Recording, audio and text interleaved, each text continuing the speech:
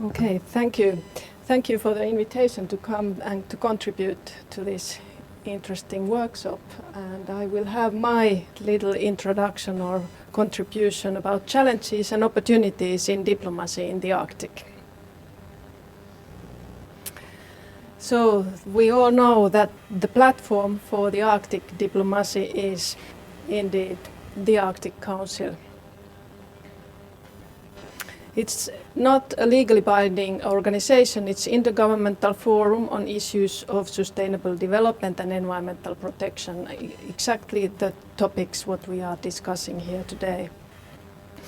One can say that Arctic Council is a success story of information production for over 20 years, or actually 25 years when everything started from Arctic Environmental Protection Strategy, and when everything started from scratch. And now I would say that all the information and knowledge about the Arctic is totally on different level than what it was in the beginning of 90s. Arctic Council has produced huge amount of reports that are compilations of existing information about the Arctic. It's not running research as an organization as such, but putting together the topical research information in circumpolar level. Even if Arctic Council have been criticized quite much that it's not legally binding and what is it doing, it has been proved by many studies that it has really been influential. It acts as an Arctic voice in global fora. It has affected on national politics. You can easily read the same phraseology and topics in national strategy documents and research funding programs in Arctic states and non-Arctic states. It has been vital in global treaties for pollutants like POPs and mercury. It has launched Arctic treaties. You all know these three treaties regarding oil and marine issues. And then there is a negotiation going on and getting into completion under the IMO, International Maritime Organization Polar Code.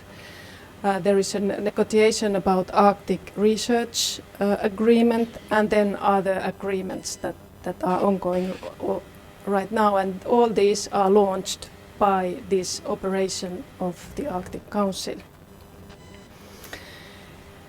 Influence of the Arctic Council agenda is matter of diplomacy, but it has frameworks, of course. Arctic Council have its rules of procedures, and based on them, the proposals can be made by Arctic states and permanent participants for the agenda of the Arctic Council. So they can make the proposals what are discussed in the international Arctic level. But it's not only that. The structure of the Arctic Council is influencing.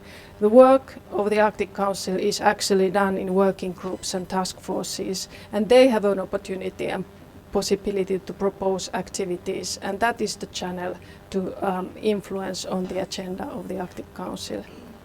Of course, general policy interest influences on the agenda. 10 years ago, the Arctic was not that hot topic than it is today, so one can notice it pretty easily that there is a major change in the discussions in this Arctic Council world. But then there are informal channels that I find one of the most important ones. The Arctic Council have operated already 2 decades, quite long, a little bit aside from the focus of global discussions, and it has managed to grow an epistemic community, a community that has shared understanding what is going in the Arctic, and they are there is quite limited number of experts and actors that participate into this Arctic Council work, and they guide the agenda discussion quite a lot. And then this is advanced by individuals who are knowledge brokers and who talk for the Arctic Council. One of the most known knowledge broker we have here, Bob Correll, who has talked a lot for Arctic climate impact assessment. So Arctic Council structure allows iterative and learning process about the substances. Arctic Council assessments and documents and strategies are done by experts and scientists. They influence on political decisions, which influence further on strategy documents and politics by the Arctic countries and Arctic Council working groups that influence back to this work of the scientists. So this is clearly a loop of learning process that Arctic Council has developed for itself. This is the structure of the Arctic Council. There are 5 environmental working groups that are permanent programs, and then all the other sectoral issues are under Sustainable Development Working Group that runs ad hoc projects. The work, as I said, is done by expert scientists and indigenous peoples in these groups. They influence and talk together with diplomats who bridge the information to policy leaders and which affect back to the work of the experts.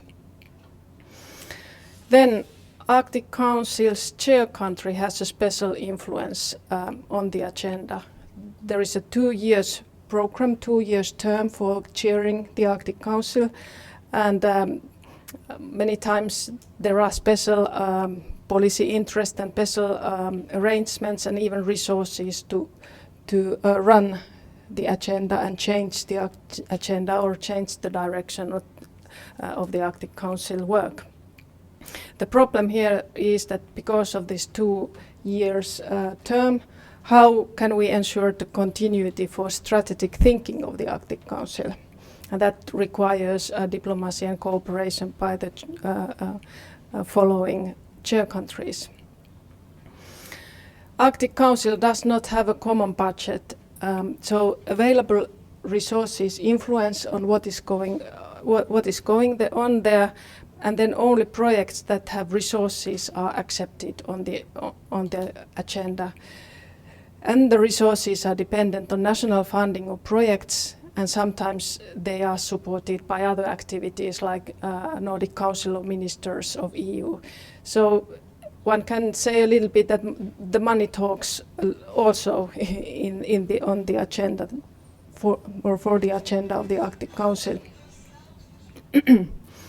Indigenous peoples have unique position as permanent participants in the Arctic Council, and they, as I said, have a right to propose activities. The challenge in this structure is this can be seen as this increasing global interest towards the Arctic should not overshadow indigenous peoples' unique position.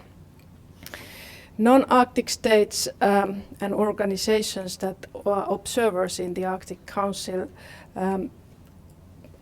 in general, Arctic Council has inclusive policy to accept observers, and that increases Arctic Council influence.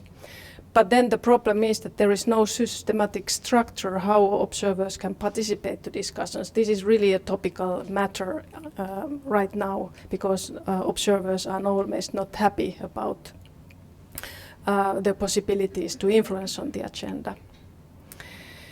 The Arctic Council has no structure for local level officers that clearly reduces its influence in local level, and I would say that this is a problem. However, there is a new project, AAKA, Adaptation Action for Changing Arctic. That's going to be a big major report by the Arctic Council in near future, and that has a strong stakeholder participation component, and that may create new connections to local officers and increase the influence on local level. Arctic Economic Council was established recently. This has a potential to increase Arctic Council's influence on local level, but the question is there true interest by business and industries to participate?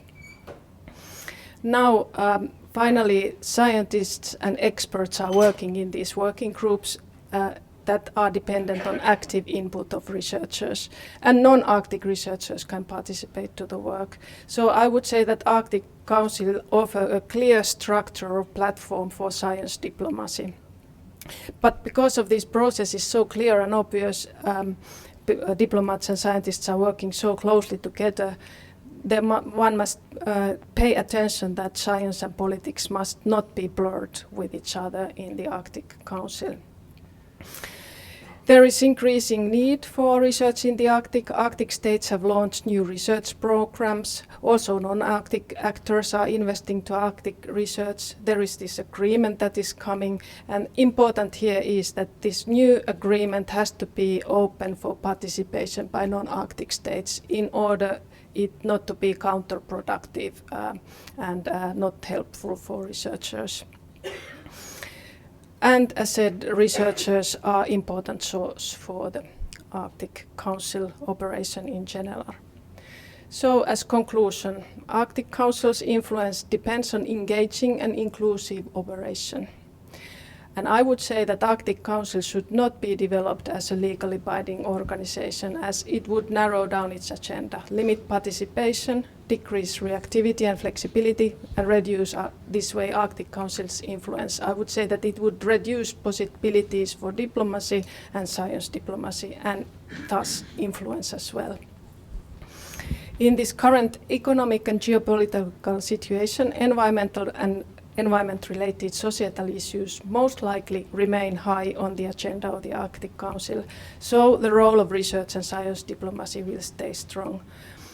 There is an opportunity or to even greater enhancement of knowledge in the Arctic Council, and I would say that Arctic Council could offer a model for diplomacy and informed decision making globally.